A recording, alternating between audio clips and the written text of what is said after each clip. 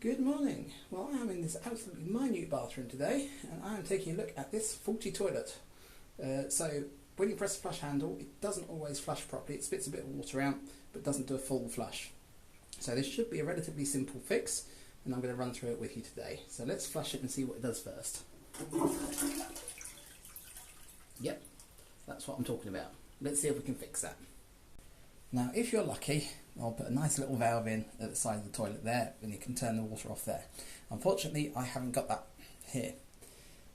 So the next thing you want to find is the main valve. Now in some houses, especially in the upstairs bathroom, this will quite likely be in the loft because it will be off of a tank.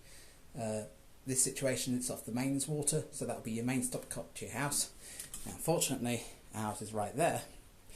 Unfortunately, due to the way that this place has been developed over the years, if I turn that off, I'm not turning off this building, I'm also turning off the owner's house and 4 cottages as well. So I don't want to do that, so I'm going for the really old school method. I'm going to hold the ball cock up here with a piece of wire. So that, as you push down, that turns the water on and off. So you want to make sure that that's held up. I wouldn't recommend this way. Obviously, I know that that valve there does turn this off, and that valve does work. And I've tried it, so if this does go wrong and the wire falls out for some reason, I can quickly turn it off there. Obviously you don't want to do it this way if you don't know how to turn the water off, because it could go wrong and that could just cause even more problems. So let's get this up out of the way.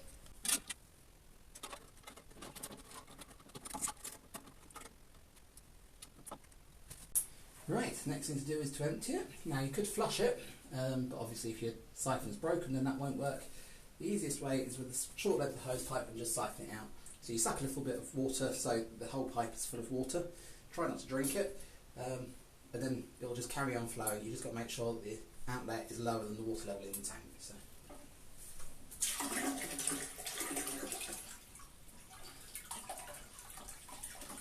This is also useful if you've got an old tank like this, you can get some of the rubbish off the bottom of the tank.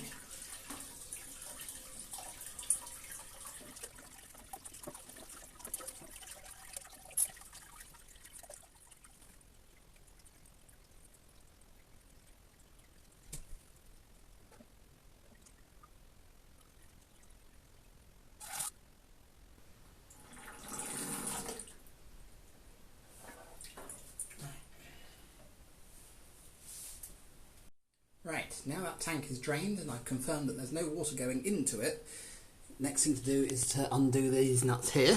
So there's 2 of them. Now this one clamps the siphon onto the pipe and this one here clamps the siphon onto the tank. So that one is what makes it all watertight. You want to undo both of these because you're going to take the siphon out. So that's one that clamps the pipe on, and that's the rubber washer that makes that bit watertight. There's quite often a little bit of water behind there, which is why I've got this towel underneath it all. Then we've got the next one, it's a little bit tighter, so I'll use some grips.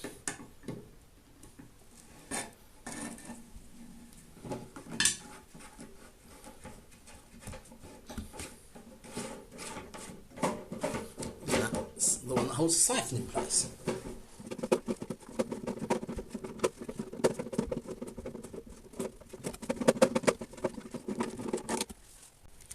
Right, with those 2 undone, that's your siphon loose, so now the fiddly bit, I'm going to try and unhook that from the handle there. So that's the handle now disconnected, and lift the siphon out, there we go. So I just quickly want to jump in and say that the blue tag on the side here is a water efficiency thing, so the idea of this siphon is it's press and hold for a longer flush. So as you push the handle down, the plate inside covers the hole at the top here, and that gives you the full flush. If you let go of the handle, it reveals that little hole and therefore you only do a half flush on your toilet. Now if you move the 2 blue pegs from the bottom to the top, that changes the position of the hole and therefore you get a longer flush. Now length of flush is absolutely fine on this toilet, so I'm not going to change that, but that is another thing that could be affecting the flush of your toilet. So that black rubber washer there is what clamps down onto the bottom of the tank here, and that's what makes it watertight once the nut underneath is clamped on tight.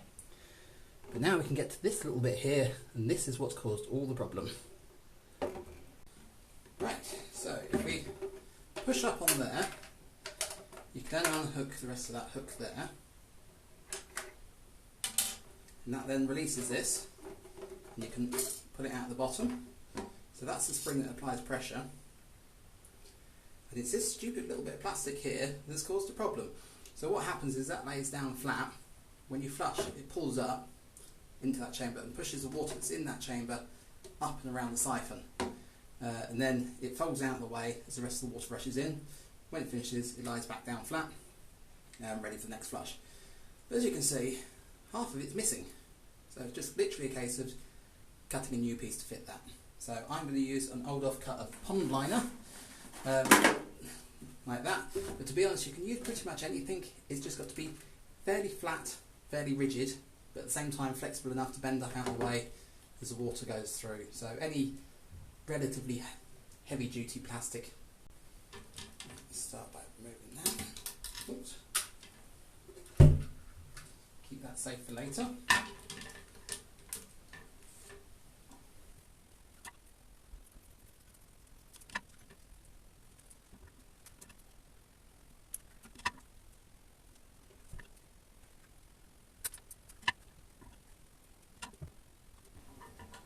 Getting these holes right is the most important bit.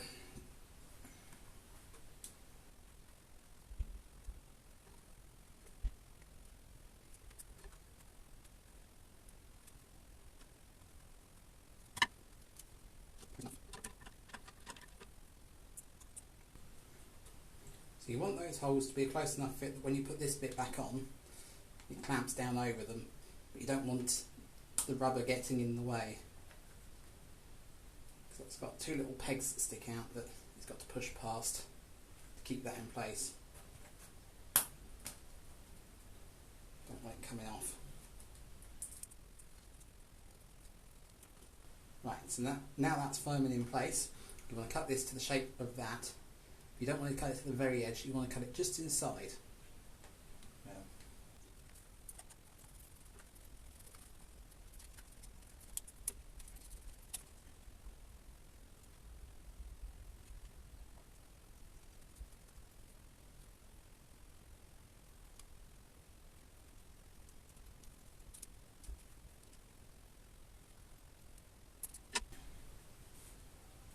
There we go. Right, so that's all cut to size now. So with the rubber piece there that I put in, it doesn't overhang that frame at all, and that's what you want, because as it pushes up, you don't want it getting trapped between the inside of the siphon there and that plate. But at the same time, you don't want to cut it too small because you don't want to have any of that hole showing. It's supposed to make a proper seal. So, right, to put it together, it's nice and simple. Literally put the spring back on and push it back up through the hole.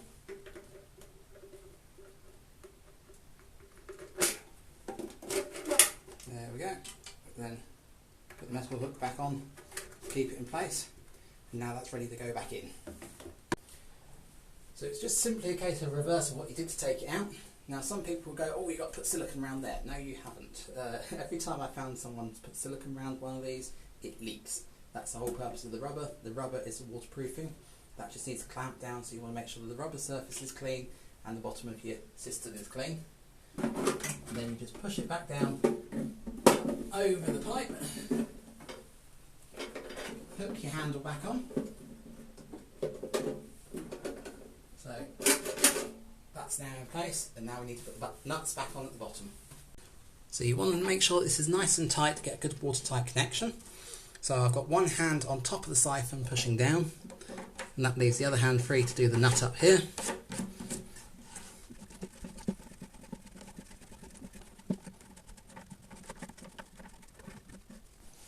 Just want to make sure that's nice and tight.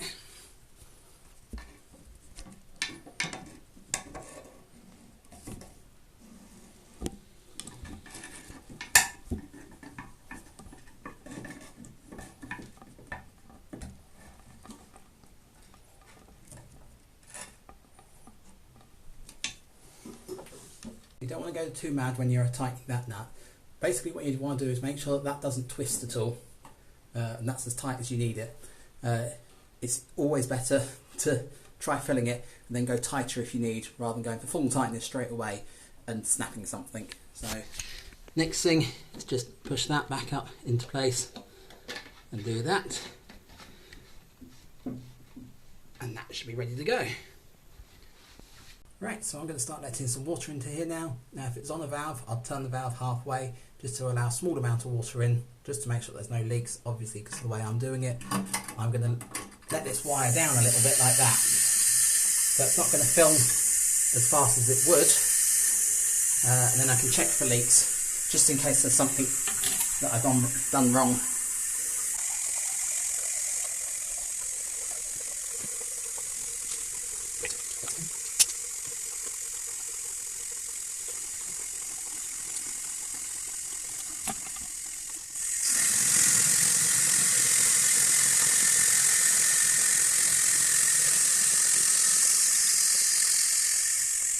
Right, now I'm happy it hasn't got any leaks. I've taken the wire out and everything's back to how it was.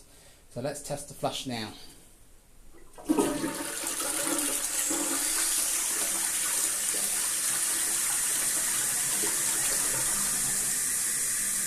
Excellent. Right, so that's all finished and back up and working. I hope you enjoyed this video, something slightly different. I am now going to go and get some fresh air because it is incredibly hot in here. I'll see you later.